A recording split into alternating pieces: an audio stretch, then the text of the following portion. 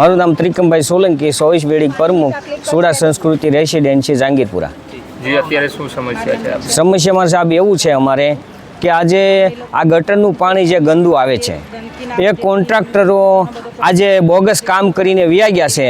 ઘણા લોકો એવું પણ કહેતા હોય છે કે આવાસમાં ગંદકી બહુ હોય છે, પણ તમે કામ જ એવા કરીને ગયા છે। આજે 1.5 વર્ષથી ગંદુ પાણી અમારે પીવાના પાણીમાં ટાંકીમાં જાય છે, તો પછી તમે કામ એવા કર્યા છે તો ગંદુ જ રહેવાનું છે ને। તો અમારી સમસ્યા એવી છે કે અમારું જલ્દી કરીને આનો હલ આવે।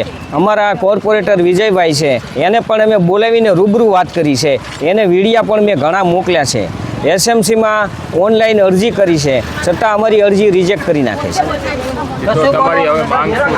માંગમાં અમારી એવું છે કે જો અમારું આ પ્રશ્નનો હલ નહીં થાય ગટર બાબતનો અને પીવાના પાણી બાબતનો, તો અમે એસએમસીમાં જઈ અને ત્યાં બેસી જવાના છીએ। જ્યાં સુધી અમારો હલ નહીં થાય ત્યાં સુધી અમે ત્યાંથી ઊભા થવાના નથી। મારું નામ એડવોકેટ મમતા કુમાવત છે, B4માં રહું છું અને હું પોતે આજે બી હું બીમાર છું। છેલ્લા કેટલાય સમયથી અહીંયા મચ્છરોનો ઉપદ્રવ છે, ગટરો ઉભરાય છે અને અહીંયા ખોદકામ બી એટલું થયેલું છે, જેને કારણે હવે મારા ઘરમાં હું તો બીમાર છું, મારા ઘરમાં બધા જ બીમાર થાય છે અને એની સાથે સાથે મારી બિલ્ડિંગમાં બી મોસ્ટ ઓફ છોકરાઓ બીમાર છે। હમણાં પહેલો એક રોગ બી આવેલો છે બાળકો માટેનો, ચાંદીપુરાવાળો, તો તેનાથી બી જરા સમસ્યા ગંભીર જ છે। તો પ્લીઝ આનો જલ્દી નિકાલ કરો। અમારા અહીંયા જે ગટરનો પ્રોબ્લેમ છે તે તો દરરોજનું જ છે, એટલે પ્લીઝ જરાક અમારી કંઈક હેલ્પ કરો આની અંદર। સુરત મહાનગરપાલિકા પાસે શું માંગ રહેશે આપની?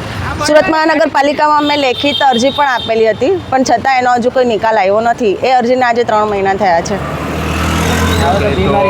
આગામી સમયમાં આપ શું કરશો જો મહાનગરપાલિકા નહીં આનું નિરાકરણ લાવે તો?